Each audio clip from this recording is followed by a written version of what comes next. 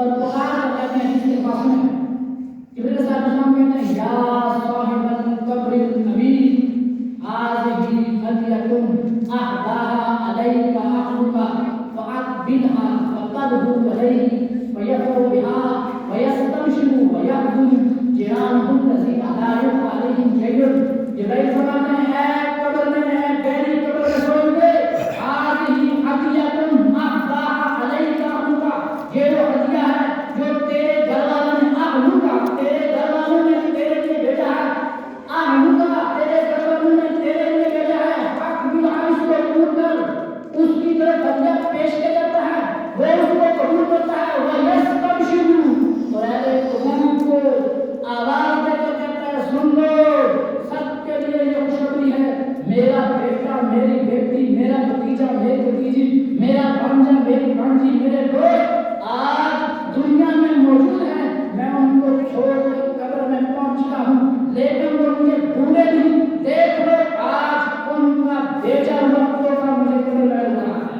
بندہ اپنی توفیق کے مطابق اظہار ثواب کا علم کرتا ہے. وہ رب العالمین اپنی شان کے مطابق اس کو بلا کر جبرائیل کو حکم کرتا ہے جبرائیل اس کو میت کے سامنے جا کر پیش کرو. جب جبرائیل پیش کرتے ہیں وَيَسْتَبْشِرُ میت خوش ہو جاتی ہے تو ساری قبر والوں کو اہل برزخ کو وہ خوشخبری سناتے ہیں دیکھ لو آج ہمارا فرمانبردار بیٹا ہم نے اس کی دین تربیت کی تھی ہم اس کو چھوڑ کر برزخ میں چلے گئے وہ ہمیں بھولا نہیں.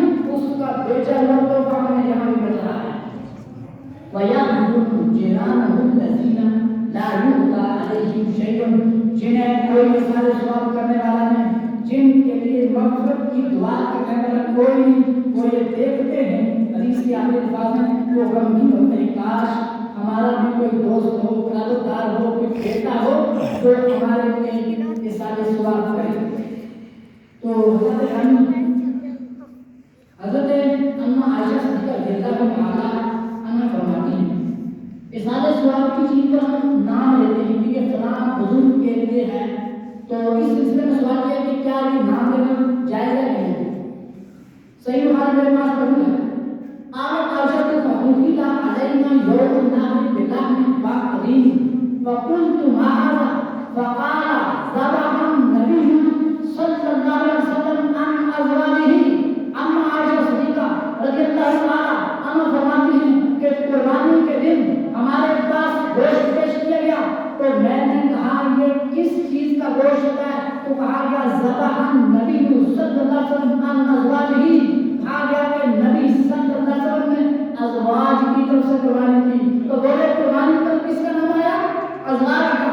مطلب یہ ہے کہ یہ قربانی تو رب کی رضا کے لیے ہے مگر یہ ازواج کی طرف سے کی گئی یعنی اس قربانی کا ثواب میرے ساتھ سامنے ازواج کو پہنچے.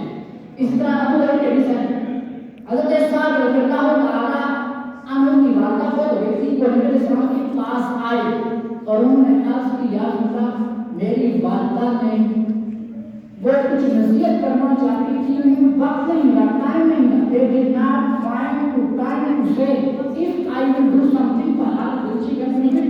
عرض کر رہے ہیں آقا میری والدہ تکلیف نہ تھی وہ مجھے کچھ کہنا چاہتی تھی انہیں موقع ہی نہیں ملا.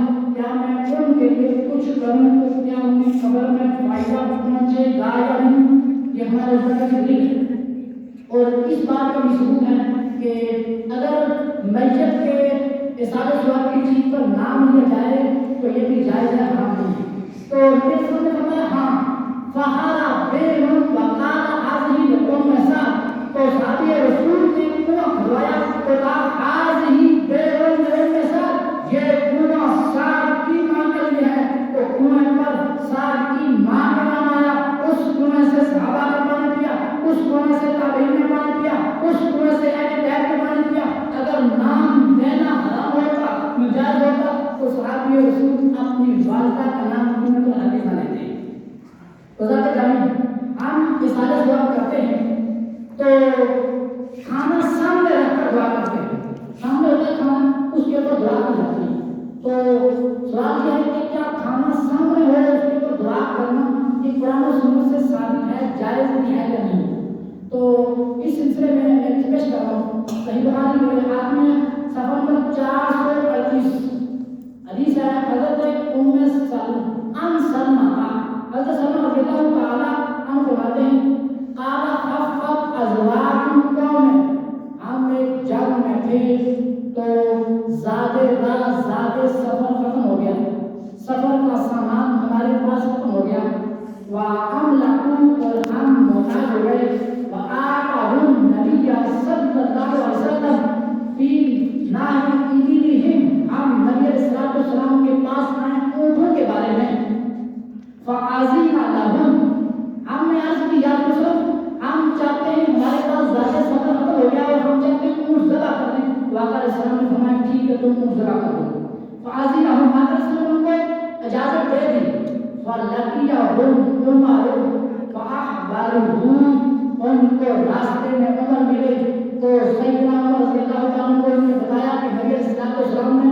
اونٹ ذبح کرنے کی اجازت دے دی، اونٹ ذبح کرنے کی اجازت دے دی۔ آگے سنیں فَأَخْبَرَهُ فَقَالَ مَا بَقَاؤُكُمْ بَعْدَ إِبْلِيكُمْ، سیدنا عمر فاروق رضی اللہ تعالیٰ عنہ نے اپنی دانش مندی سے فراست سے کہا تمہارے پاس وقت اونٹ ہیں، اگر یہ بھی ذبح کر دو گے تو تمہارے پاس کیا بچے گا؟ تو اس کے اگر الفاظ ہیں فقال، تو صحابی رسول واپس نبی علیہ السلام کے پاس آئے، فدخل علی النبی صلی اللہ علیہ وسلم فقال یا رسول اللہ ما بقاؤہم بعد ابلیہم، یا رسول اللہ اگر ہم اونٹ ذبح کر دیں تو ہمارے پاس باقی کیا بچے گا؟ تو آقا علیہ السلام نے فقال رسول اللہ صلی اللہ علیہ وسلم نادی فی الناس یاتون بفضل ازواجہم، آقا علیہ السلام نے فرمایا کہ لوگوں میں اعلان کر دو جو کچھ بھی ان کے پاس ہے وہ لے کر میرے ساتھ کی باتیں نہ کرو،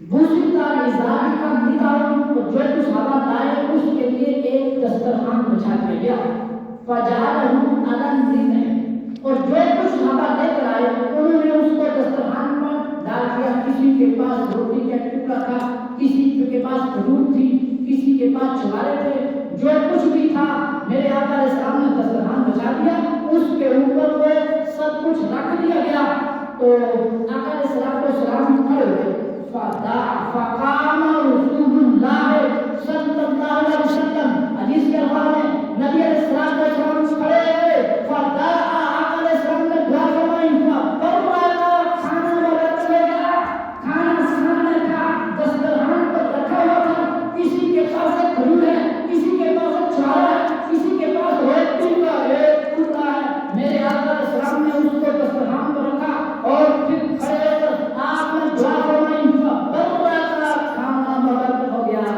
پھر آقا علیہ السلام نے رام فرمایا سارے اپنے اپنی جوڑیاں بھر کر لے جاؤ، سارے اپنے مشکی سے اپنی جوڑیاں جو کچھ ان کے پاس تھا وہ بھر کر لے گئے، کھانا وہی دسترخوان پر موجود ہے، پھر آقا علیہ السلام نے فرمایا میں اللہ کا رسول ہوں۔